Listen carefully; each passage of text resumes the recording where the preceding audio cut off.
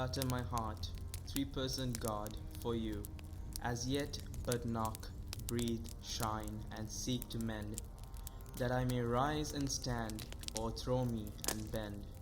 You're forced to break, blow, burn, and make me new. I, like an usurped town, to another due, labor to admit you, but oh, to no end. Reason, your viceroy in me should defend, but is captured and proves weak or untrue.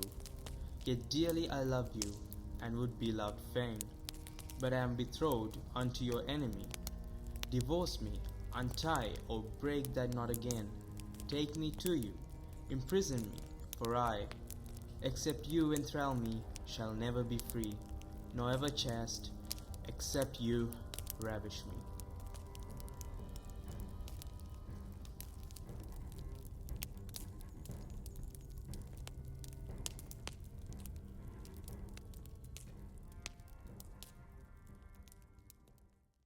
The problem that persists today is not that meaning has abandoned us, but that the conditions under which it once appeared are no longer valid. It used to be the case that meaning was provided, the axiomatic priors defined, and all that followed were inferences from them.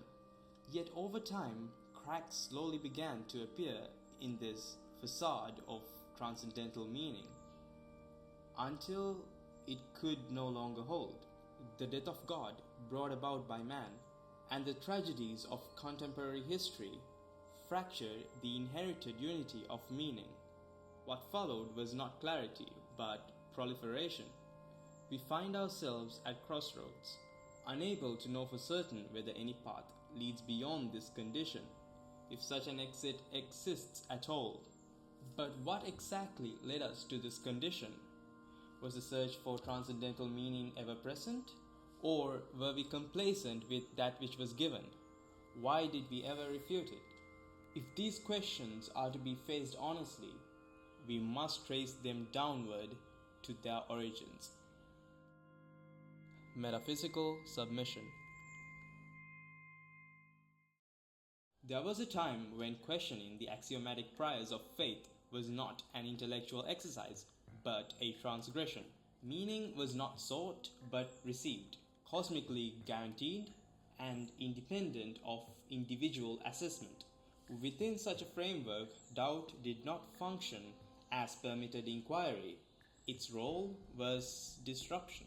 The origins of such a metaphysical order will not concern us here.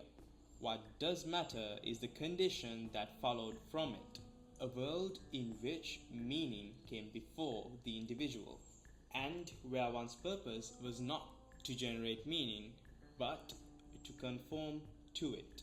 The camel, evoked by Nietzsche, symbolizes this state of metaphysical submission, the willingness to bear the weight laid upon it, the acceptance of duty, law, and tradition. This is not to say that the camel is weak, quite far from it.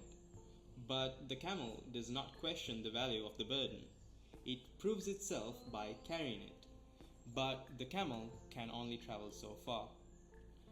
The metamorphosis of the camel was demanded by lucidity.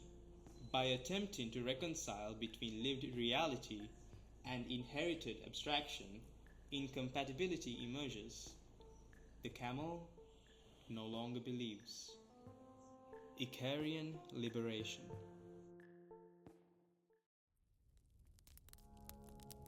Yesterday's meditation raised doubts, ones that are too serious to be ignored, which I can see no way of resolving.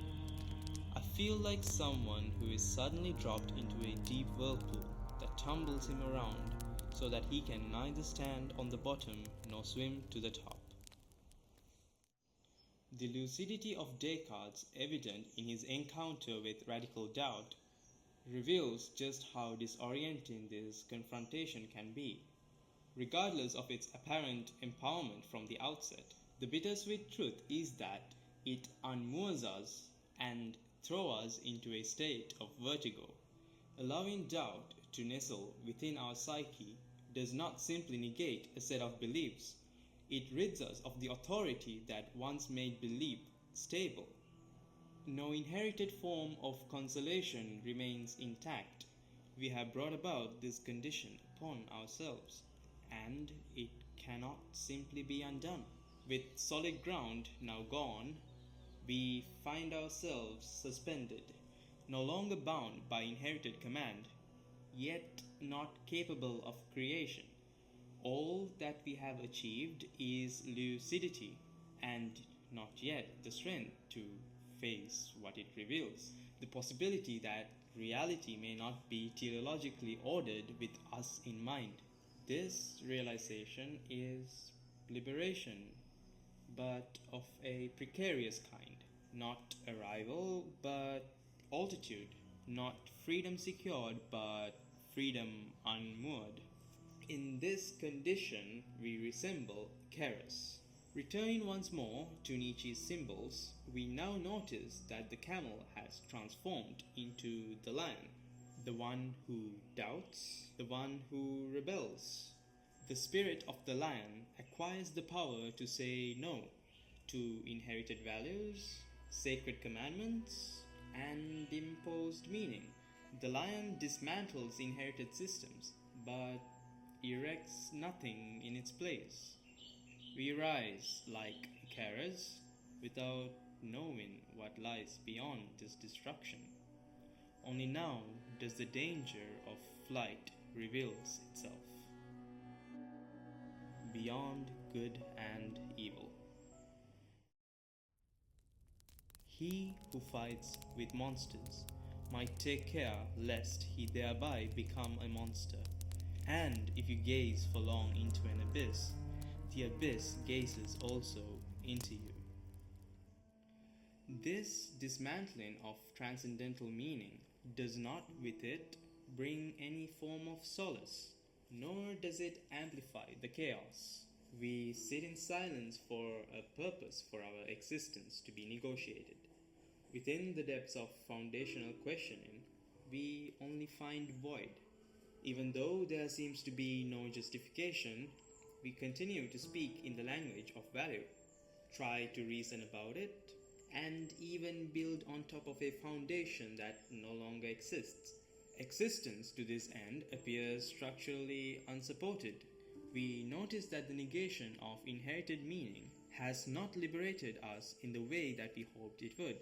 It has only produced suspension. This is nihilism.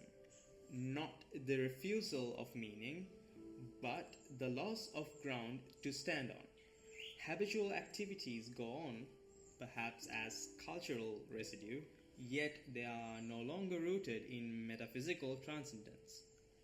They now await either abandonment or reconstitution. Upon discovering this silence of the abyss, the human spirit does not respond uniformly. Even Karamazov, unable to reconcile worldly suffering with transcendental omnibenevolence, returns the ticket, not in triumph but in anguish. He rejects the narrative he inherited, yet finds no alternative ground upon which to stand. Some deliquesce under this tension. Svidrigailov sees this absence of transcendence as permission to make the world one's playground, delving into indulgence. If there truly is no moral arbiter, then anything is permitted. Yet even this hedonic reaction to an unbearable realization contains an air of exhaustion instead of contentment. The most extreme of reactions can be seen in Kirillov.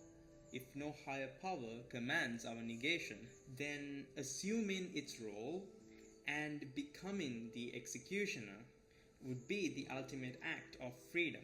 This reasoning, by asserting total freedom, results in total annihilation.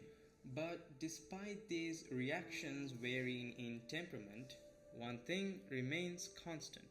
That is, the discovery that the abyss does not answer, not before, not after. It continues to remain indifferent to our reactions. It does not rage, it remains silent. Our newfound realization does not give us peace of mind. Yet, this is the consequence we now inhibit. The descent is now complete.